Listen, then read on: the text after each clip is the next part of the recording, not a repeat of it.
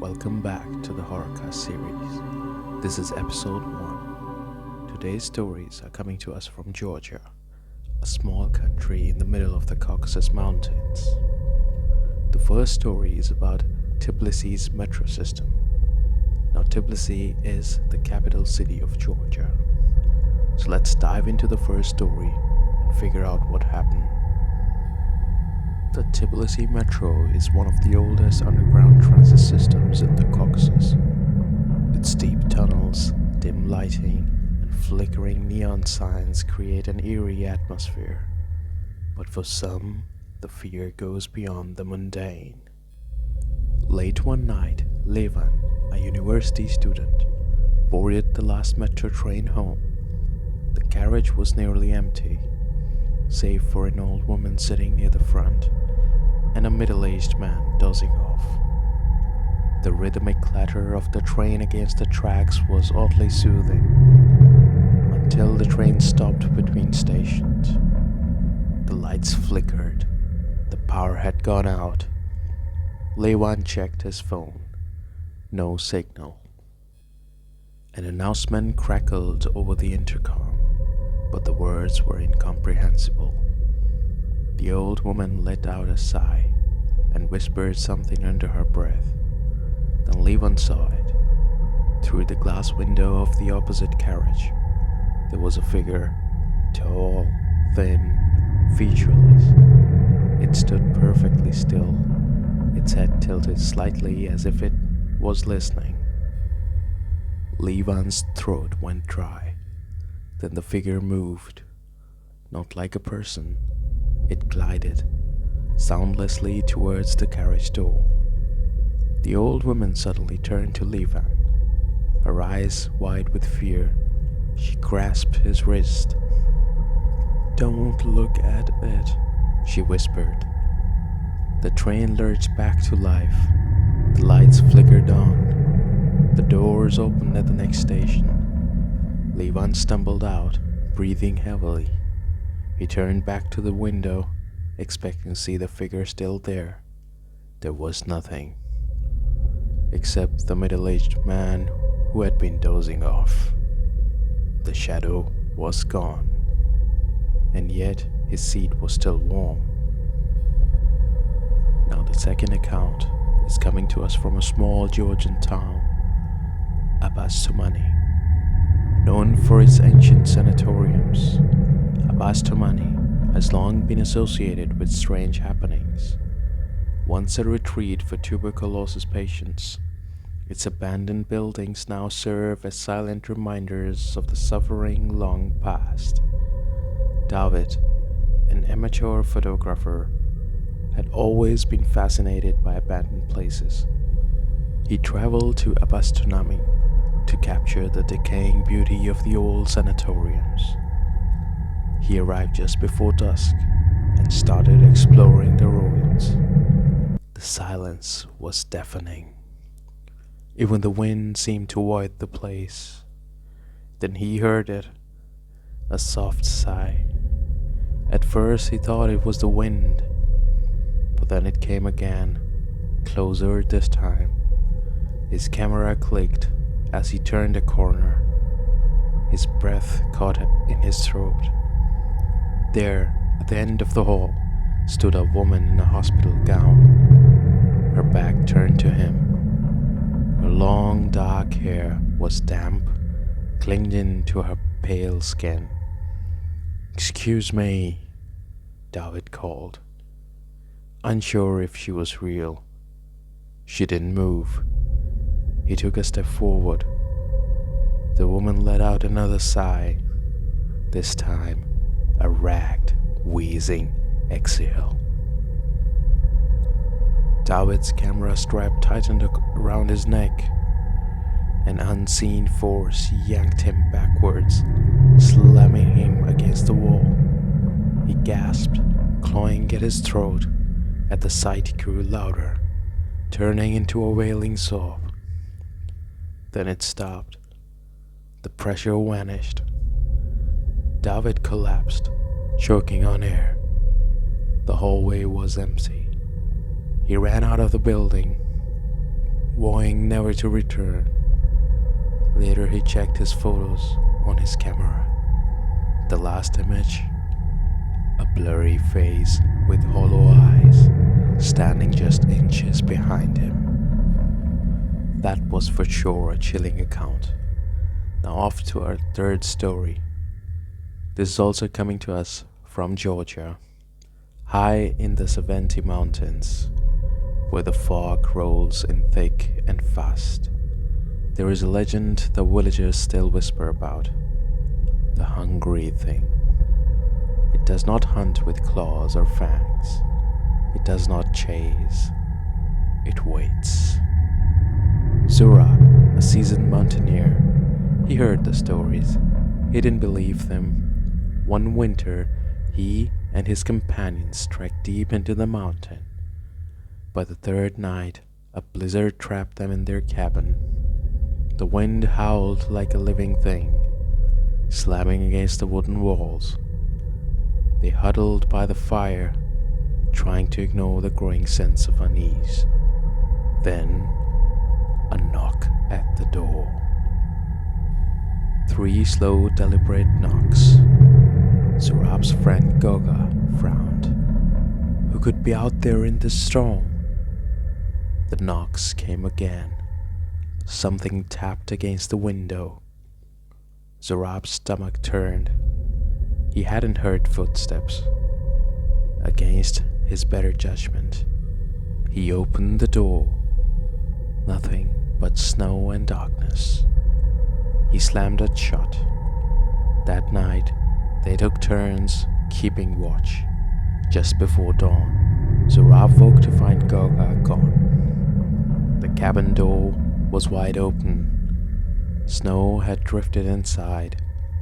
They ran out, calling his name, and then they saw it. Standing far out in the snow, facing away from them. His arms were too long, his legs too thin, and when he turned, it was not Goga's face. The thing smiled, wide and unnatural. Its lips stretched across its gaunt face.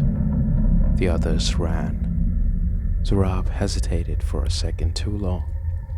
When they found him in the spring, he was sitting in the same spot, frozen in place, his mouth stretched wide in an endless scream. No tracks led to or from his body, just the deep, gouged out holes where his eyes should have been. So this was a very creepy and dark account. Now we move to our last story, which is also going to be really exciting. But before we move on, please take a moment to like the video, subscribe to the channel, and to leave a comment down below telling us which stories did you like. Don't forget to share it with your friends and family. Now, on to the video. Deep in the mountains of Georgia, by the Aragavi River, stands Anunari Fortress, an ancient stronghold with blood-stained history. For centuries it bore witness to wars, betrayals and massacres. The walls, now weathered by time, still whisper of the horrors they have seen. Tourists visit during the day, admiring its medieval towers and the serene lake below, but locals do not go near it after dark, because at night something walks there, something not human. Nico was a freelance photographer from Tbilisi. He had built a reputation for capturing eerie abandoned places, and where he heard rumors about the Anunari fort, he knew he had to see it for himself. The legend intrigued him, the story of the Nameless One. Centuries ago, it was said that a noble family was slaughtered within the fortress walls. The attackers killed them all, except one child. This child, terrified and alone, fled into the fortress underground tunnels. They never found the body, but something at night, people see a figure standing on the ruined watchtower, a shadow too tall its limbs too long, its head slightly tilted, as if listening. Nico had no patience for superstition.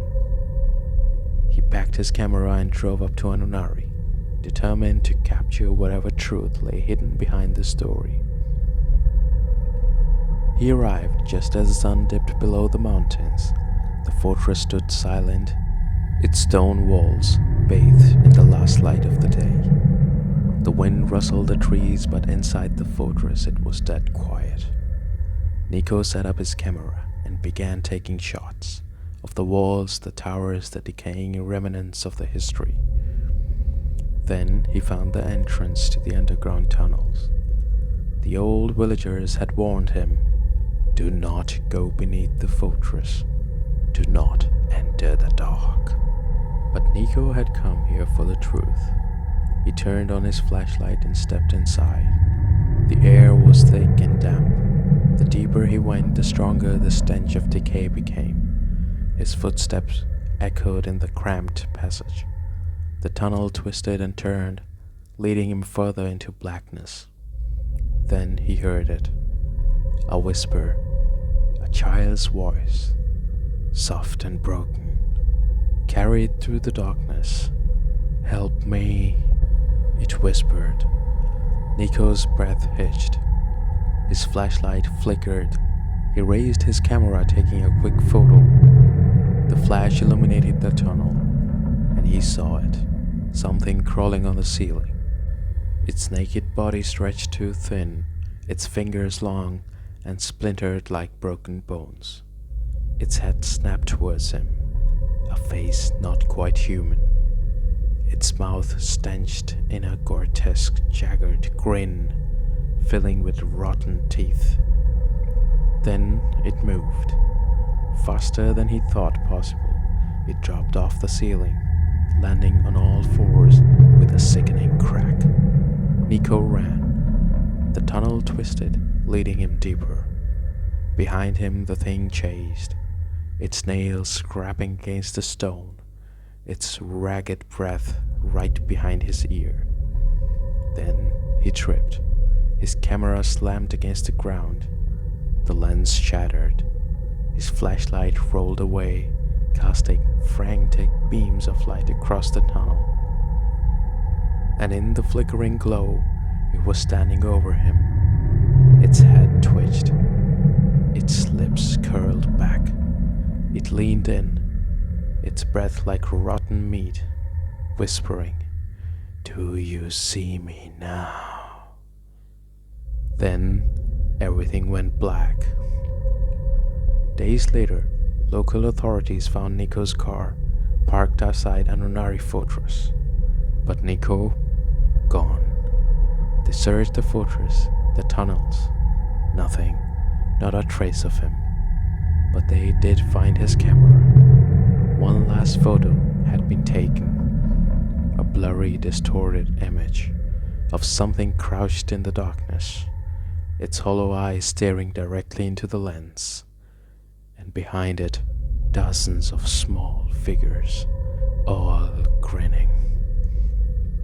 The missing children of Anunari, waiting for someone new to join them. Now, when the night falls over Anunari Fortress, travelers say they hear footsteps in the tunnels. They say they see faint lights flickering in the windows of the ruined towers, and sometimes, if you listen closely, you'll hear a camera clicking in the darkness, as if someone is still down there, trapped, waiting. So these were all the accounts for today. Very eerie and creepy stories coming out of Georgia, a country rich in history and culture. Please don't forget to like and subscribe and share this video with your friends and family, and support us on this channel as we continue to hunt down real stories from across the globe and bring them to you. And we'll keep putting our best efforts to bring in the best stories from across the globe, the real accounts of horror happenings with people. So please support us on this channel, like, subscribe, and share the video. Thank you very much for watching. Until next time.